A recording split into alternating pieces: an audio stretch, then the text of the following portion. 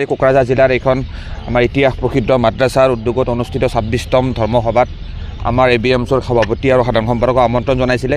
আমি ABMSৰ কেন্দ্ৰীয় সমিতিৰ সভাপতি আৰু সাধাৰণ সম্পাদকৰ নেতৃত্বত এক সজাতি দল কোকৰাঝাৰ জিলা সমিতি আৰু ইয়াৰ স্থানীয় আঞ্চলিক সমিতিসমূহ বিষয়ভাৱে আহি ইয়াত উপস্থিত হৈছোঁ।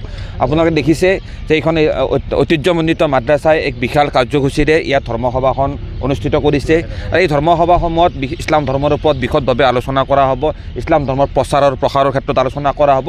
তদুপৰি অকল ধৰ্মীয় আলোচনাতে সীমাবদ্ধ নাথাকি বৰ্তমান আমাৰ সমাজখনত গা কৰি উঠা বিভিন্ন ধৰণৰ কুসংস্কাৰ, বিভিন্ন অসামাজিক কাম কাজ, অপৰাধিক কাম কাজৰ আদি কেনেকৈ আমি সমাজখনৰ পৰা পুলিয়ে পোখালিয়ে উভালিব পাৰোঁ সেই বিষয়ৰ ওপৰতো এতিয়া অলপ কিছু সময় পিছতে আলোচনা হ'ব।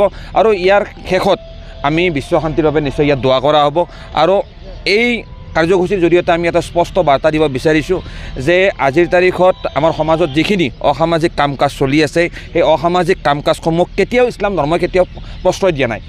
ইছলামে কেতিয়াও এইবিলাক বিষয় এলো কৰা নাই, আমাক অনুমতি দিয়া নাই। তো এই ধৰণৰ কাম কাজৰ বিৰুদ্ধে এনেকুৱা ধৰণৰ কাৰ্যসূচীত আমি আলোচনা বিলোচনা কৰি আগন্তুক দিনত যাতে সমাজৰ উঠি অহা প্ৰজন্মক আমি সূৰ্যৰ পোহৰৰ পথেৰে আমি আগবঢ়াই লৈ যাব পাৰোঁ তাৰ ওপৰত ইয়াত নিশ্চয় গুৰুত্ব প্ৰদান কৰা হ'ব। এই বিষয়ে আপোনালোকে যেহেতু প্ৰশ্ন সুধিছে, বিজেপি নেতৃত্বাধীন বৰ্তমানৰ কেন্দ্ৰীয় চৰকাৰে হওক বা ৰাজ্য চৰকাৰে হওক বিভিন্ন ধৰণৰ এনেকুৱা ব্যৱস্থা তেখেতসকলে গ্ৰহণ কৰিব বিচাৰিছে যি ব্যৱস্থাসমূহৰ দ্বাৰা আচলতে দেশৰ যিটো গণতান্ত্ৰিক প্ৰমূল্যবোধ সাংবিধানিক ব্যৱস্থাৰ প্ৰতি বিভিন্ন ভাবুকি কঢ়িয়াই আনিছে। আজি এক দেশ এক নিৰ্বাচনৰ যিটো এক ব্যৱস্থা, এই ব্যৱস্থাটোক ইতিমধ্যে গণতন্ত্ৰত বিশ্বাস থকা ভাৰতবৰ্ষৰ ৰাইজে কিন্তু ইয়াক হেৰি কৰিছে, ইয়াক কোনো পধ্যে মানি লোৱা নাই। আৰু তেনেকুৱা ক্ষেত্ৰত সংসদতো তীব্ৰ বিতৰ্ক হৈছে।